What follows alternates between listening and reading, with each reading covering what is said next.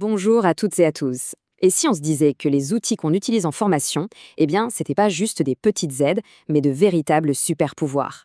Non, aujourd'hui, on va pas parler de gadgets, mais de vrais leviers stratégiques, ceux qui peuvent littéralement transformer l'apprentissage. Allez, on va voir ensemble comment les maîtriser. Bon, alors, voici notre plan de match pour aujourd'hui. D'abord, on va poser les bases, histoire de bien savoir de quoi on parle. Ensuite, on va plonger dans le vif du sujet, leurs 5 super-pouvoirs cachés. Après ça, on verra concrètement comment s'en servir efficacement et pour finir, on dévoilera la règle d'or, celle qu'il ne faut absolument jamais oublier. Allez, on y va. Ok, première étape. Pour être sûr qu'on est tous sur la même longueur d'onde, de quoi parle-t-on exactement quand on dit outils de communication pédagogique? C'est vraiment le point de départ, la base de tout. Alors voilà, le truc super important à comprendre, c'est que ces outils, ce ne sont pas de simples accessoires, loin de là. Ce sont de véritables instruments, des instruments de pouvoir pédagogique si on veut. Quand ils sont bien utilisés, ils ne font pas qu'aider un peu, non, ils transforment carrément la qualité de l'enseignement et l'efficacité de l'apprentissage. Ils sont vraiment au cœur du réacteur, au cœur de l'action du formateur. Bon, maintenant qu'on a posé le décor, entrons dans le vif du sujet. Parce que ce qui est vraiment fascinant, c'est de regarder ce que ces outils font concrètement. On peut les voir un peu comme 5 super pouvoirs, et chacun d'eux est là pour s'attaquer à un obstacle bien connu en formation.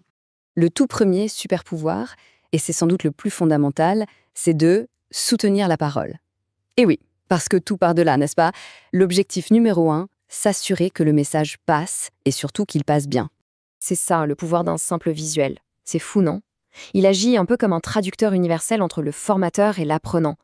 Fini le jeu du téléphone arabe où le message se déforme.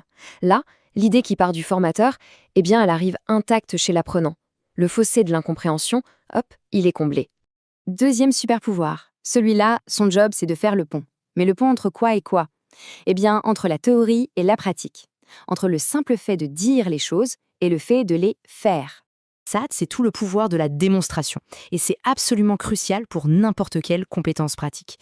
Pensez, je sais pas, à un geste technique précis ou à une procédure sur un logiciel. L'outil, il ne se contente pas de décrire, il permet de montrer le comment.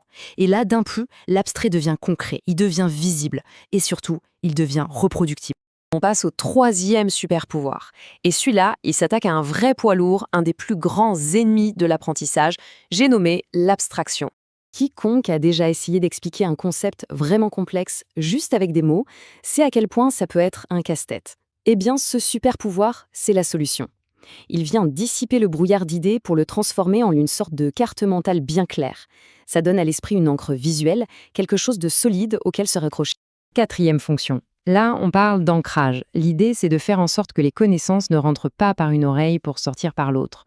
Bref, pour que l'apprentissage reste. Alors, pourquoi ça marche si bien?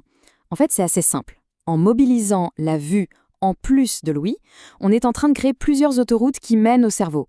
Et logiquement, plus il y a de chemin pour accéder à une information, plus c'est facile de la retrouver plus tard. Le résultat, c'est une mémorisation beaucoup plus solide. Et on arrive au cinquième et dernier super pouvoir. Celui-ci, son but, c'est de faire basculer le groupe de l'écoute passive à la participation vraiment active. C'est tout le pouvoir de l'interaction. Le bon outil, au bon moment, ça peut complètement briser un monologue et transformer une session un peu descendante en une véritable conversation. Les apprenants ne sont plus juste des spectateurs passifs, non, ils deviennent des acteurs à part entière qui co-construisent leur propre savoir. Et c'est vraiment là que la magie opère. Ok, donc on vient de voir le pourquoi. C'est bien beau tout ça, mais la question qui vient tout de suite après, c'est comment? Parce que connaître l'existence de ces super-pouvoirs, c'est une chose. Savoir s'en servir, c'en est une autre. Alors, passons à la pratique. Alors, avoir ces super-pouvoirs en main, c'est super. Mais attention, pour qu'ils soient vraiment efficaces, il y a quelques règles du jeu à respecter. Disons 4, pour être précis. Ce sont un peu les principes de base pour tout formateur qui a envie d'avoir un véritable impact. D'abord, le bon choix. Sélectionner l'outil en fonction de l'objectif. Ensuite, l'adaptation. On l'adapte au public. Puis, la maîtrise. Il faut savoir s'en servir, techniquement et pédagogiquement. Et enfin, l'intégration. L'outil doit trouver sa place naturellement dans le cours. Voyez ça comme une checklist. Si on en oublie ne serait-ce qu'une seule, l'outil peut vite devenir une distraction plutôt qu'une aide. Et un bon outil, mais utilisé dans de mauvaises conditions, ça peut faire plus de mal que de bien. Et tout ça, ça nous amène au point le plus important de tous. Vraiment, s'il n'y avait qu'une seule chose à retenir de notre discussion, ce serait celle-ci. C'est ce qu'on pourrait appeler la règle d'or. La voilà, cette vérité fondamentale, les outils sont au service de la pédagogie, jamais l'inverse. Un outil, aussi génial et puissant soit-il, ne remplacera jamais, au grand jamais, la compétence du formateur. C'est une excellente image, c'est le marteau, mais ce n'est pas le charpentier.